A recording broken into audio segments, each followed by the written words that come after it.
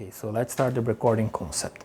So previously we saw the capture devices, and now we'll see how we can record this information, how we can retain this information, this data from the scenes. Because it don't make any sense to capture and not record, right? It's a very low number of projects that we really will only see live and not record. Of course, for the very small applications, like for home applications, if you want only to be able to see the backyard or the front door, if it's someone there, but you don't want to record anything, that's fine. But normally for a video surveillance system, it's basically all projects will require you to retain this data for analysis or just to have it if you need to do an investigation. Okay, so in the recording part, we have basically 3 ways that we can record. We have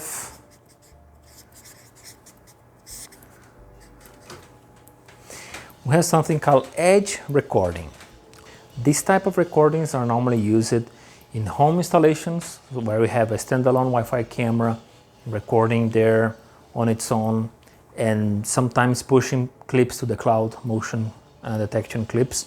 But normally it's if you're like having a very basic and a cheap camera, it will record only in this SD card that is inside the camera, and you'll be able to retrieve some of the recordings in your mobile phone. So this is one of the uses of edge recording. The second use is a failover mechanism from the camera.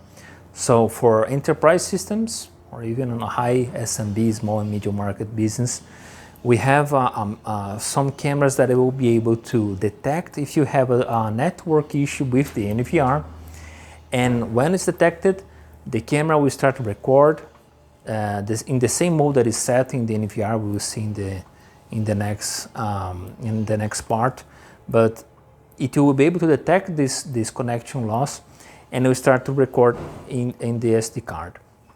When the connection is established again, so let's assume a switch in the middle had an issue.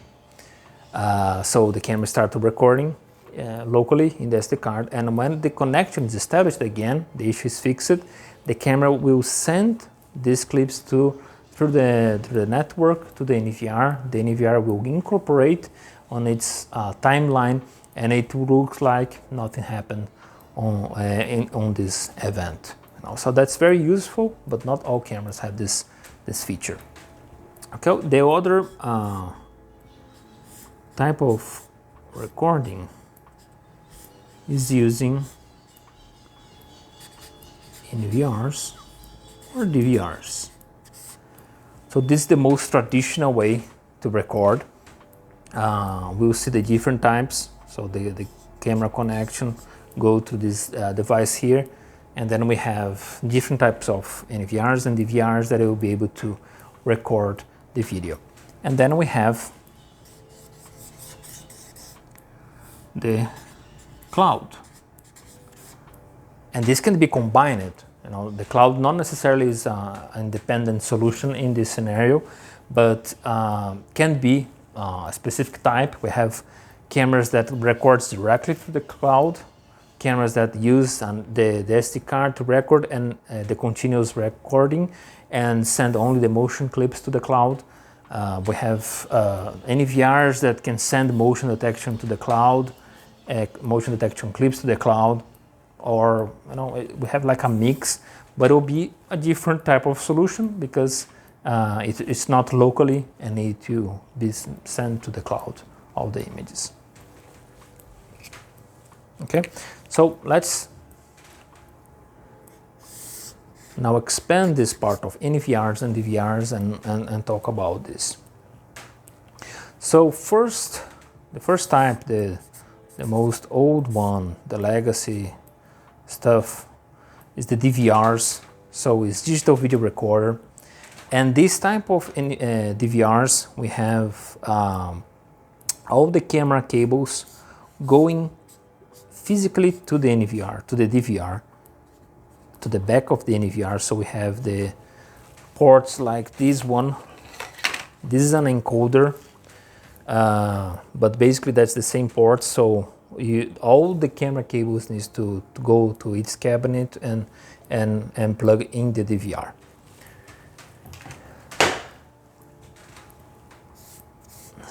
So it's analog, fully analog, and all the cables going here, and it will start record inside this DVR. We will have the hard drives, and then that's it. That's the solution. So DVRs. We have hybrid DVRs as well. Hybrid DVRs basically is the same of a DVR, but it will be able to handle IP cameras. So we will still have, you know, the coax inputs, but you'll be able to handle IP cameras as well. So we have an Ethernet cable here, Ethernet port that will be able to connect to the network, and you can grab a few of IP cameras. Normally, a hybrid DVR, it will vary from manufacturer to manufacturer, but normally they support like half of the channels the NVR has. So if you know, if it's 16 DVR, it will be able to handle 8 IP cameras, because normally IP cameras will be in a higher resolution than the analog cameras, of course. And hybrid DVRs are normally supporting higher resolutions in the coax cable as well. So the high quality analog or HD analog will be able to be used in these hybrid DVRs. Then we'll have the NVRs. So the embedded NVRs are basically boxes here that you have the operational system, that you have the firmware, the software that will do everything in the recording part and the other tasks as well, and we'll be able to get the IP cameras data and record this video stream. Depending on the embedded NVR, we can have the PoE ports in the back of the NVR, so simulating like a DVR that you have to connect all the cameras directly. So like this one here, let me show. So for example, this one, so we have 16 PoE ports here, a port that is it's a WAN port that it can connect to the external, and a LAN to local.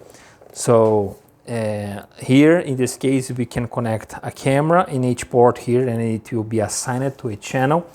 And or you can connect, for example, a camera switch, so all the cameras connected in a switch, and just plug one Ethernet cable here that it will be able to record all the cameras.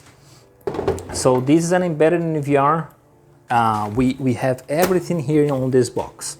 You just need to turn on in the power, plug the cameras, do the initial configuration. That's it. Everything is here.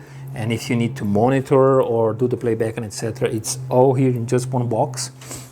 Normally, these type of devices are very reliable because are designed to do only this task, and normally are like a Linux-based devices. And well, I think that's all the major comments on this type of eNVRs.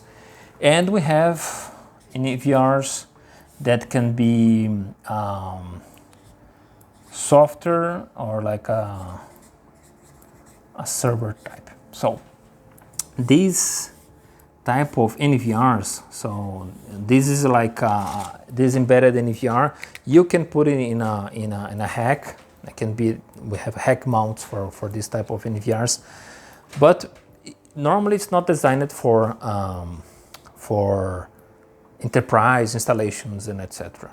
But we have for enterprise segment, we have NVRs that are really servers, like from HP, or really dedicated servers to run And a specific recording software can be from any manufacturer. We have several manufacturers that has software NVRs, and then we install on the server and it will run on the server. So normally the servers are Windows based, Windows server.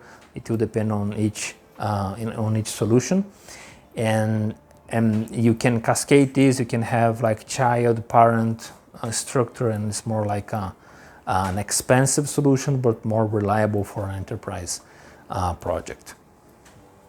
Okay, so let's talk about storage modes. Okay, so we use specific hard drives for video surveillance. We can use standard hard drives, but they have a reduced lifetime. So this one here is like a Seagate video hard drive, so this will be able to handle, this is like, let me see here, like a 2 terabyte hard drive. We can have several different type of sizes, and but the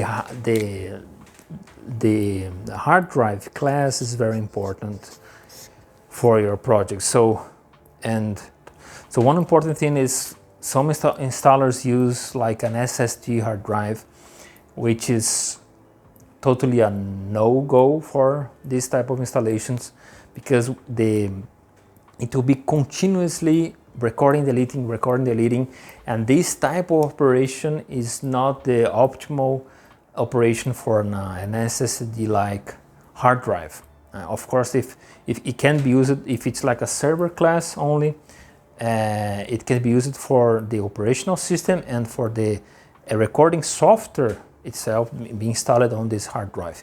But the video recording, the content that we'll be able to be recording and deleting every time, this needs to be in a specific hard drives. We have purple classes, and we have specific classes I'll put here in the screen, so you can reference as the best optimal hard drives for the video surveillance. Okay, so let's talk about the storage types. So we have the FIFO or the recycle. What this type of recording do? So we have here, let's assume that here is the hard drive size. So it will start to record here, and it start to fill all the NVR hard drive, and then when it reaches here all its size, it will start to, so here's the input. So here we start to delete the first images or the oldest information in this hard drive, and then it will start to record this again, and it will do this in a cycle mode. So be in this cycle mode forever until you change any parameter. Okay, so this is the first in, first out, and a recycle type of recording. We have another one that it's the retention time. So the retention, so we have here the NVR size, and then you define a retention. The most common retention time in the installations is 30 days. So it will keep 30 days of recording, and even if your hard drive have more space to record more days, it will start to delete the old files and only keep the retention time that you define it. But one thing that is important that a few installers forget, that defining only this information will not ensure that you really have this retention time, because retention time is defined by the video stream.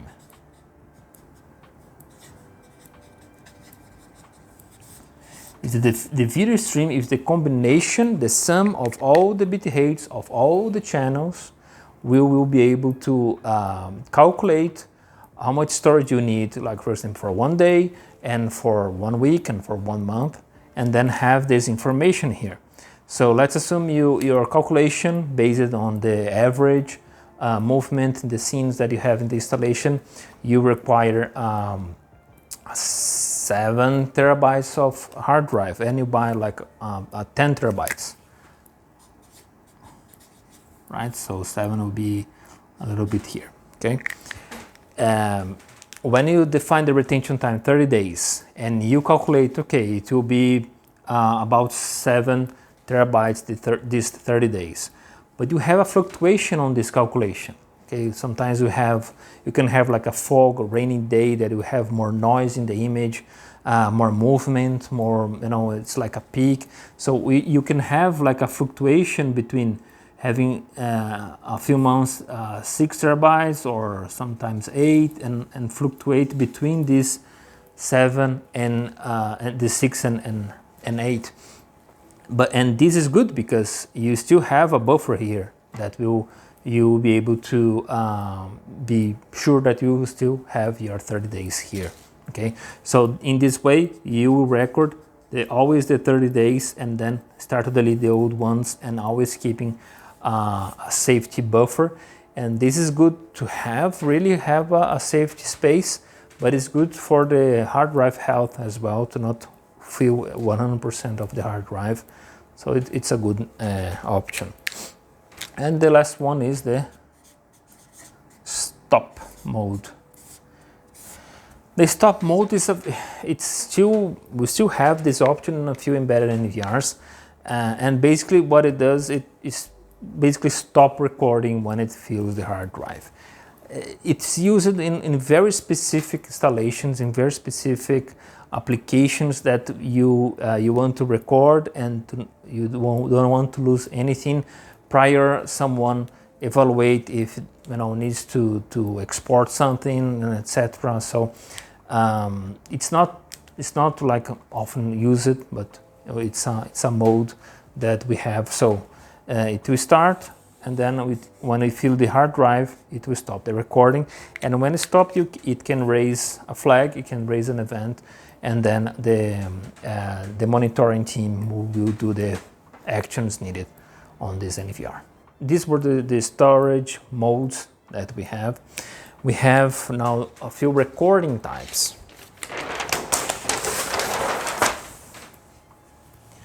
That thing, recording types. So, okay, recording types. The most common used one is continuously.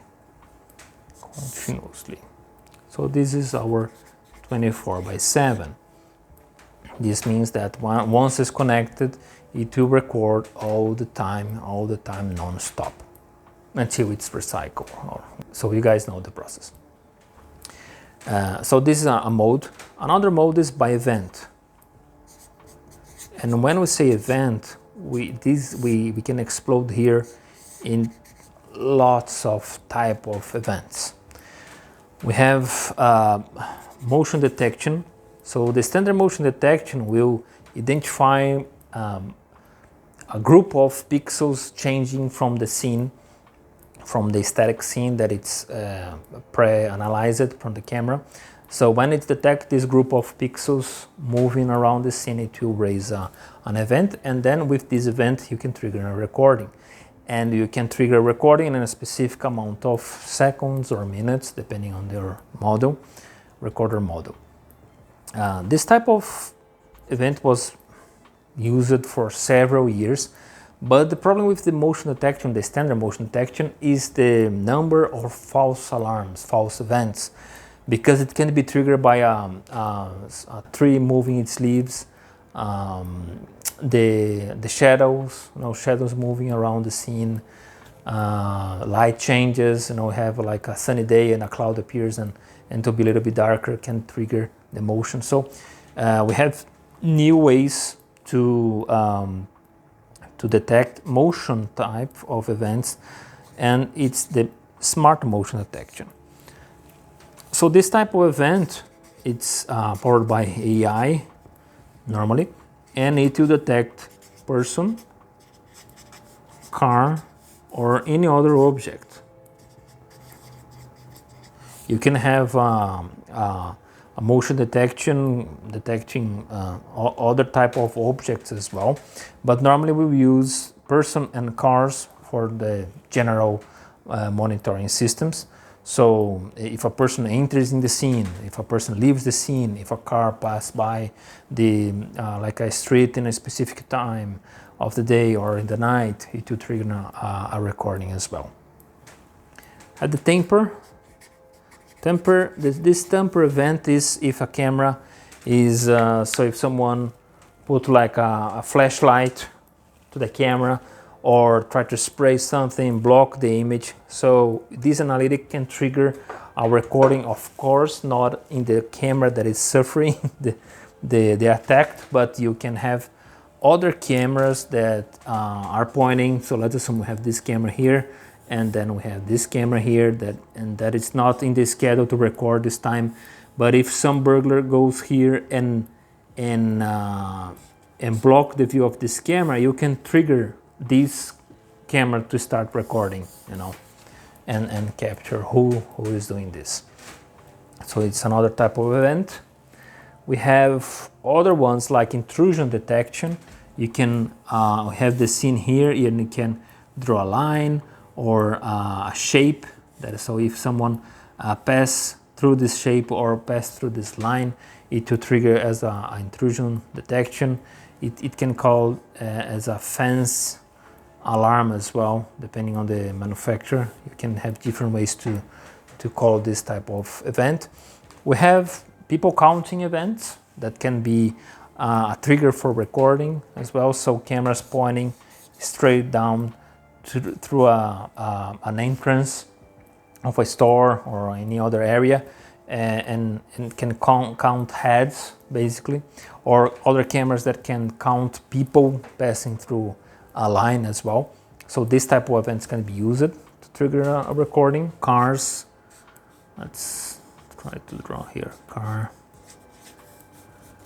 So we can have like a speed detection on illegal U-turn, on illegal parking. We have different type of events related to cars as well that can be triggering a recording.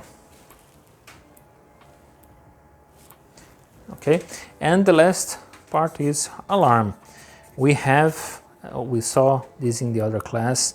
We have the alarms in the cameras. We have the alarms in the NVRs. So we have the alarms input and outputs.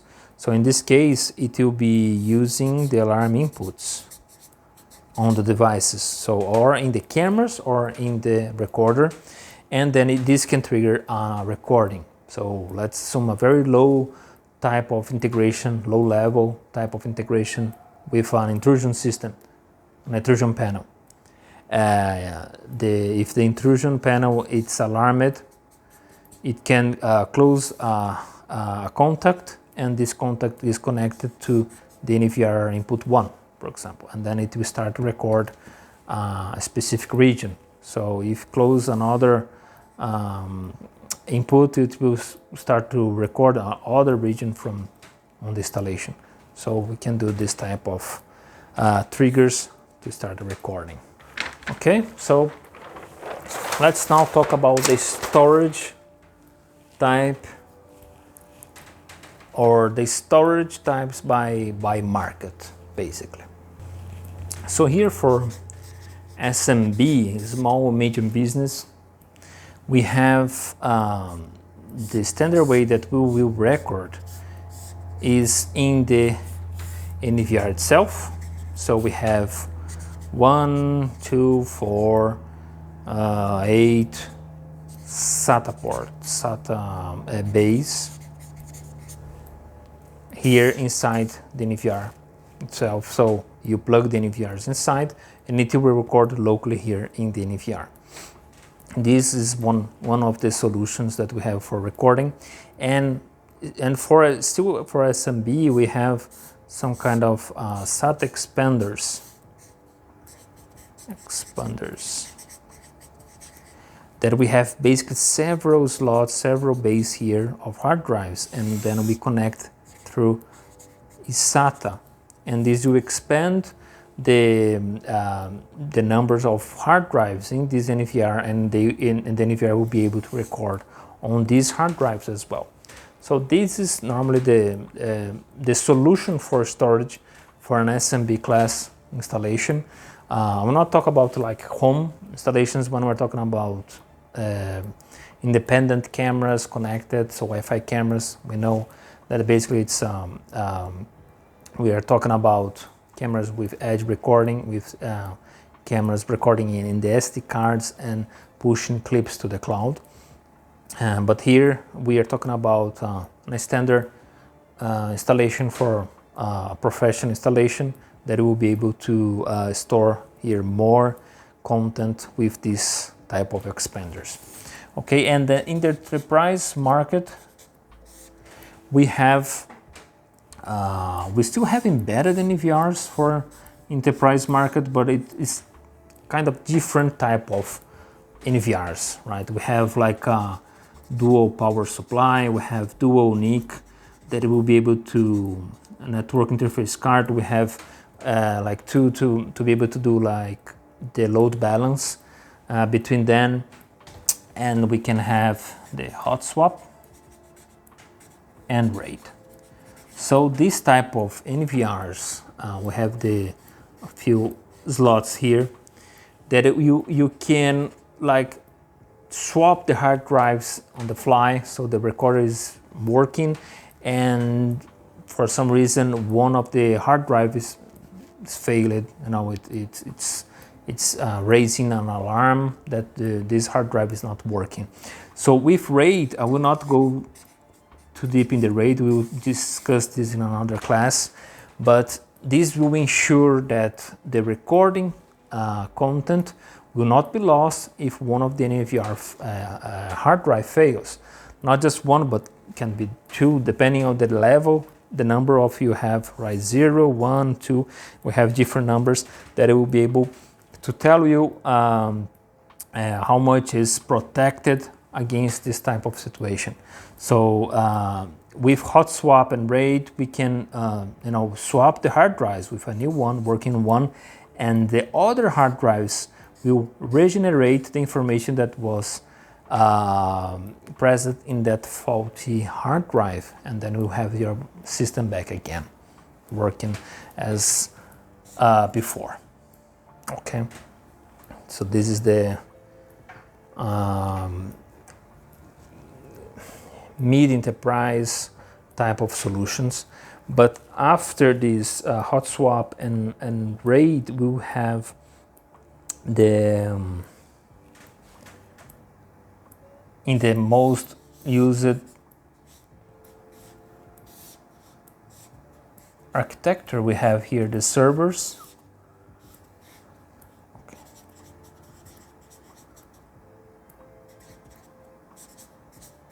Okay, so we have the NVRs here, the servers, and normally the recording is not happening inside the servers. The servers will have the operational system hard drive to run its software, but it will not store in this device here physically. We have other type of devices that are called NAS. That is a network storage device. That is a network storage device that will be available here to the NVR to record the streams.